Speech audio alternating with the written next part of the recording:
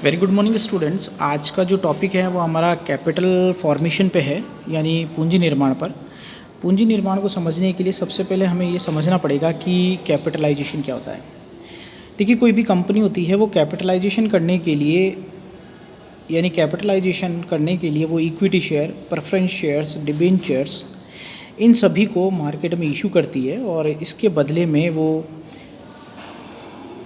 Holders जो भी होंगे, चाहे equity share holder, preference share holder या डिबेंचर शेयर होल्डर्स, उनसे वो कैपिटल को इकट्ठा कर लेगा। जब वो कैपिटलाइजेशन कर लेते हैं तो कैपिटलाइजेशन करने के बाद उनका एक काम होता है, वो होता है प्रोडक्शन करना।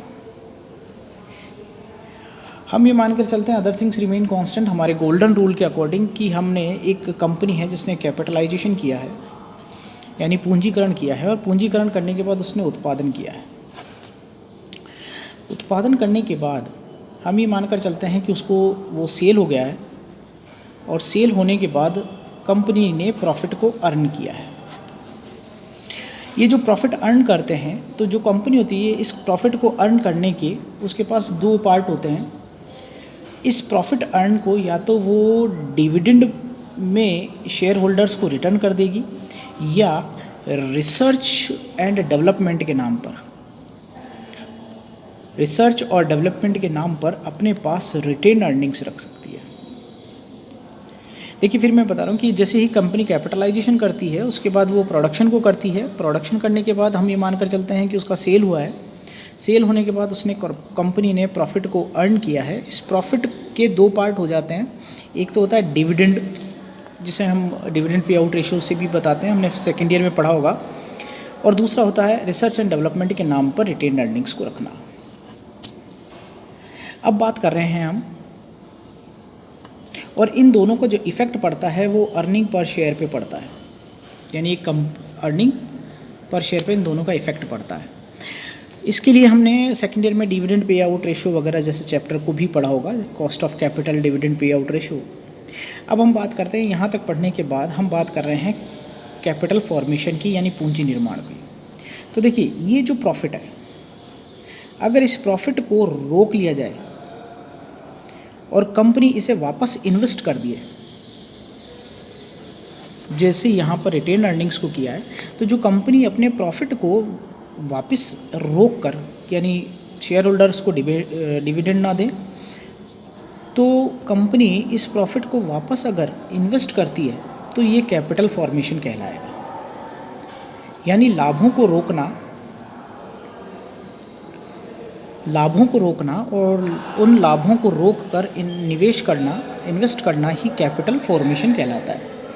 लेकिन देखिए, अर्थव्यवस्था है, और अर्थव्यवस्था में हम पूंजीगत, अगर हम अर्थव्यवस्था में बात करते हैं तो अर्थव्यवस्था जो होती है उसके अंदर जो कैपिटल गुड्स होती है,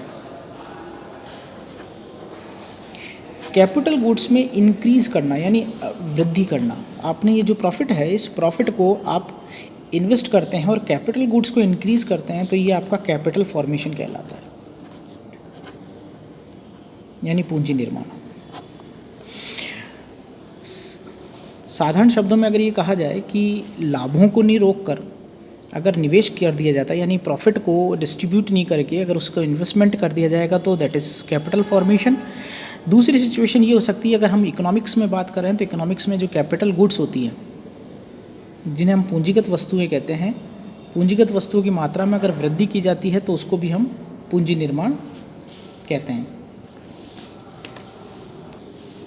देखिए, इस पूंजी निर्माण का जो इफ़ेक्ट पड़ता है वो इफ़ेक्ट पड़ता है कंजम्पशन पर।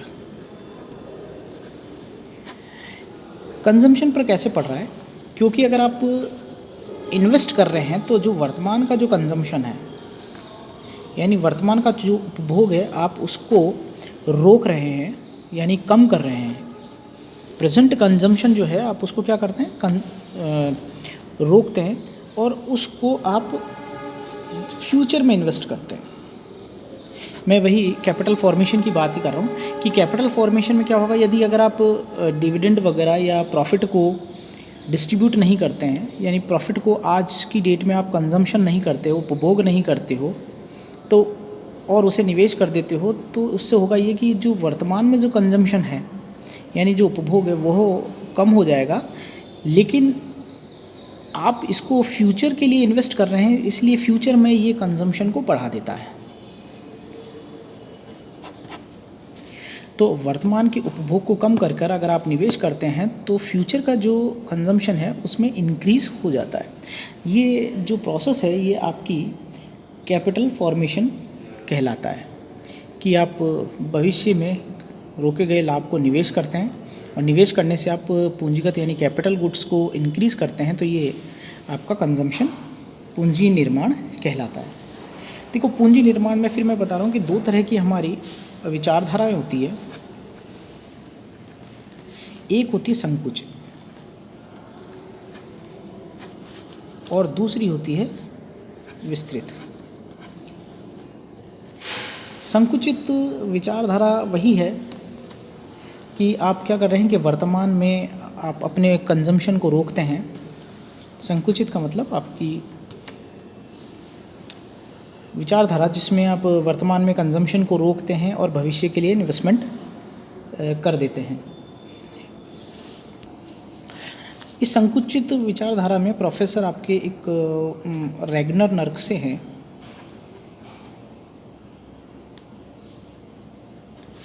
रैगनर नर्कसे ये कहते हैं संकुचित विचारधारा में कि वर्तमान उपभोग को रोककर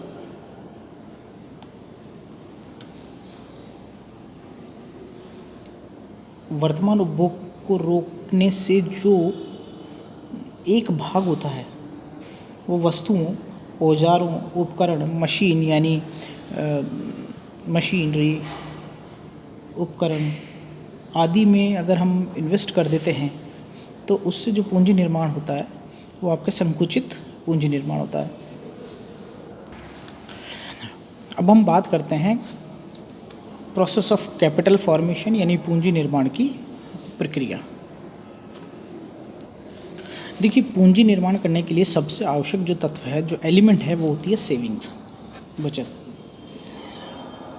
होता यह है कि एक कंज्यूमर अपने कंजम्पशन यानी कंजम्पशन एक्सपेंडिचर यानी उपभोग व्यय को कम कर देता है और उपभोग व्यय को कम करने से आपको पता है जैसे कि I = C+S होता है कि कंजम्पशन होता है और सेविंग्स होती है। अगर कंजम्पशंस और सेविंग्स को आप ऐड कर देंगे तो वो आपकी इनकम हो जाती है। लेकिन यदि अगर मान लीजिए कोई व्यक्ति अगर इस कंजम्पशन को कम करता है तो कंजम्पशन कम करने से उसकी जो सेविंग्स होती है वो बढ़ जाती है।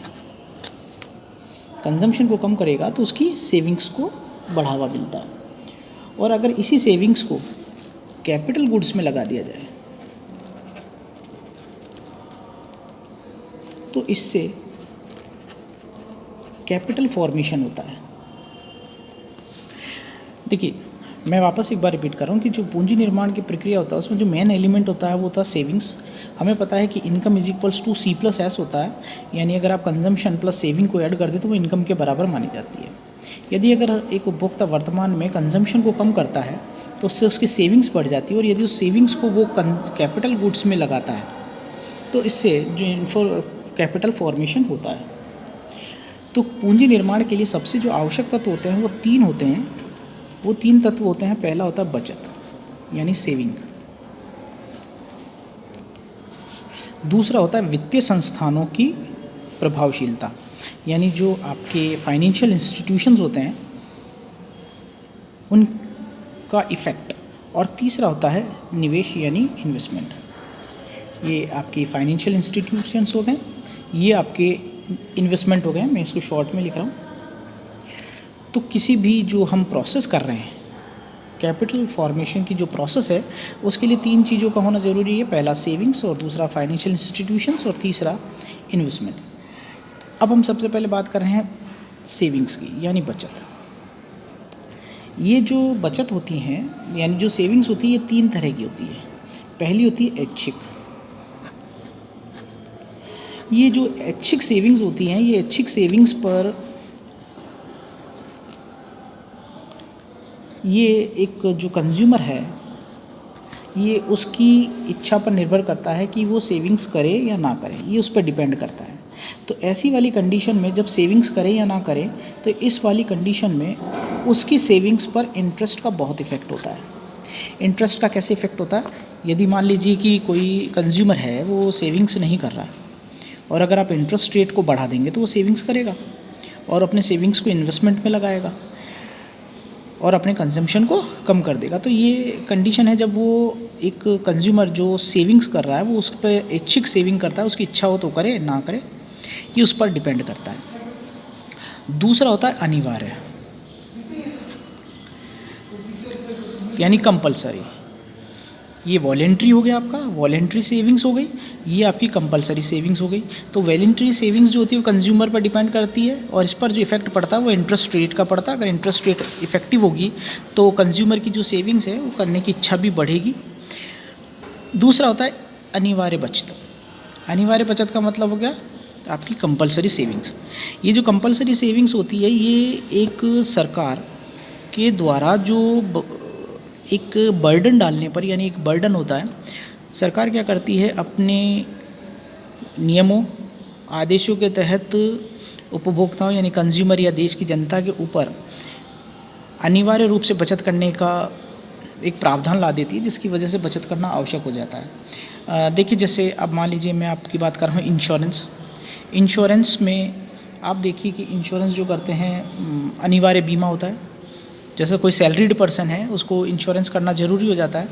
जैसे आपकी प्रोविडेंट फंड है तो वो अनिवार्य रूप से आपको बचत करना पड़ेगा उसके लिए, ठीक है। इसी तरीके से लाभांश पर प्रतिबंध, अगर सरकार चाहे तो जो आप डिविडेंड इशू कर रहे थे उस पर भी वो रेस्ट्रिक्शंस लगा सकती है।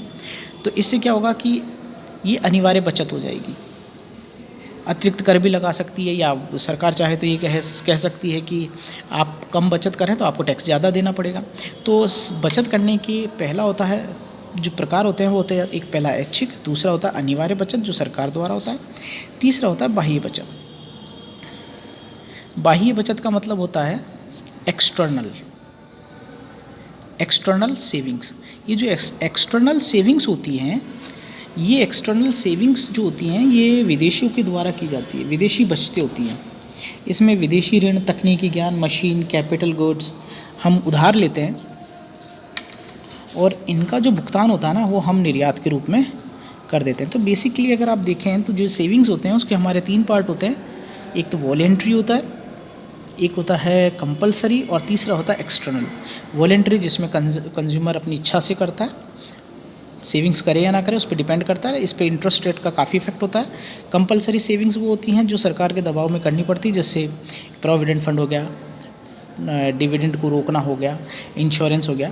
और एक होता है एक्सटर्नल सेविंग्स जो विदेशों की बचतें होती है, जिसे हम भुगतानों को निर्यातों के रूप में भुगतान करते हैं। अब बात करें हैं दूसरा, पूंजी बचत निर्माण में पहला प्रोसेस में पहला बचत था और दूसरा है हमारा वित्तीय संस्थाओं की प्रभावशीलता। देखिए अगर पूंजी निर्माण करने में वित्तीय संस्था जो फाइनेंशियल इंस्टीट्यूशन होता है उसका इफ़ेक्टिव होना बहुत ज़रूरी है, यानी उसकी एक वेल एंड गुड रेपुटेशन होनी चाहिए जो बचत को एकत्र कर सके।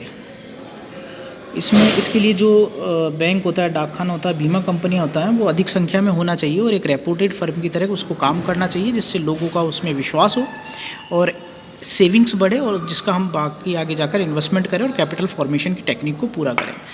थर्ड होता है निवेश। निवेश जो होता है उसे हम इन्वेस्टमेंट कहते हैं। इन्वेस्टमेंट के लिए ये बहुत महत्वपूर्ण आपका तत्व होता है इन्वेस्टमेंट। इसके लिए जो पीपल होते हैं, किसी भी देश की जो जनता होती है, उसे एक अंडरटेकर यानी साहसी होना चाहिए जो अपनी बचतों को, वर्तमान बचतों को कम करे और अपने वर्तमान जो उपभोग है उसको कम करके बचत करे और बचत करने के साथ ही उसका निवेश भी कर सके, जिससे भावी पूंजी का निर्माण हो सके। तो निवेश के लिए जनता द्वारा बचत करना आवश्यक होता है। तो इस प्रकार अगर पूंजी निर्माण की प्रक्रिया को देखा जाए तो उसके 3 ही पॉइंट होते हैं। पहला आपका होता है बचत, दूसरा वित्तीय संस्थाओं की प्रभावशीलता और तीसरा है निवेश।